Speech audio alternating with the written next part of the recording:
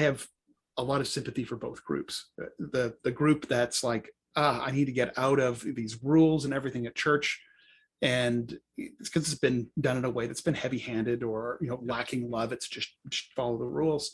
And then I have this contingent of clients where all of them are like in their early 20s, mid 20s. They're a single parent. They've just gotten clean, and they're saying like, I need to find one person to settle down with. What I'm looking for is to be married and have stability. I can't wait to get a job. I'm keeping alcohol out of my house. And they have a list of things that it's like, oh, these are the things that, I'm hearing that the other side's running away from. And how do we reconcile these without overcorrecting, right? Yeah. So it touches on what you guys are both saying, but it also goes back to what you were saying, Paul, with the questions like, so how do we bring together psychology in the church? How are those supposed to marry? And the way that we've gone about it is, you see the biblical categories as the master categories.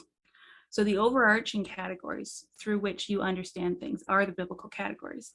But counseling is about how do you help people grow and mature, right?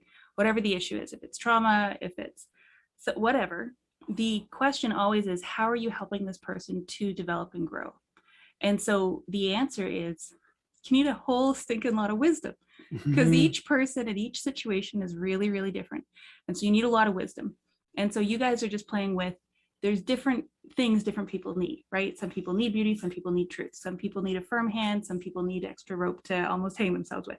There's different things we all need, but that's how I think you properly integrate psychology. Is you say there's a lot here to glean from which we can have much more wisdom when we come to people's cases. So when you tell me, my mom was borderline, there's a psychological category, right? I can say, okay, well, here's this cluster of symptoms. Which out of those things were true for you? What we know is that usually this is the case for kids who have parents like that. What out of that was true? And oftentimes people say, oh, I didn't know that was a thing, but I experienced that. I didn't have a word for it. I didn't. And you can map these patterns more quickly, and it's not 100% one for one, but it gets you further down the road, because it's just saying, what are the patterns that you see in people's lives? When you have this constellation of relationships who operate in these ways, how does it tend to work itself out? And then you can take that and say, well, in that constellation of patterns with a parent like that, there's like 5 ways people usually react. What out of these ways maps the most? Is there something that's like a secondary one? And depending on their personality, depending on how they responded, their resilience, the other factors in their life, they'll have a little bit of a different, but it moves you forward faster when you have more wisdom, which you can glean from the information you can gather. But you have that master category, which says, this is our goal. Our goal is for you to mature and grow as a person. We're going to do that by developing you, and it's going to look different. You're going to need different things depending on where you're coming from. And one of the things with psychology too is pretty much every psychologist, I actually see each psychological system as being much more representative of that that person's own psychology. So Jung, when I read Jung, I get to know Jung, and I know the way Jung sees people. And when I read Freud, I see how Freud sees people. And there's a lot of diversity within psychology, because there's a lot of diversity in how people are.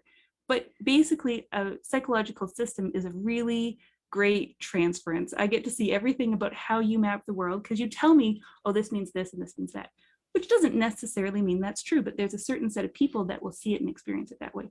And then when you find people, you find most of the time, there's a set that will match better. And so there'll be a system of thought and a way that they make connections, because you have people where CBT fits. They're super logical, they're super ordered, and CBT is a great fit. And most people hate CBT. They don't do it, they don't like it. Then you have people where it's like psychoanalytics. Yes, let's talk about my dreams. I've already been writing them down for 5 years. I love, they're there. And it's like, yeah, that's how you map reality. And so this is a language to speak to you. And so I think that issue that you guys were talking around, it's wisdom. And that's what would. In your point, it's backed up by all the aggregate studies that say, well, at the end of the day, the treatment modality doesn't even really matter that much. When you shake it all out, all the numbers, they're basically the same. So, I hear psychologists say like, well, whatever your approach is, just make sure you believe it. Yeah. Like, okay. Oh, I've heard that before.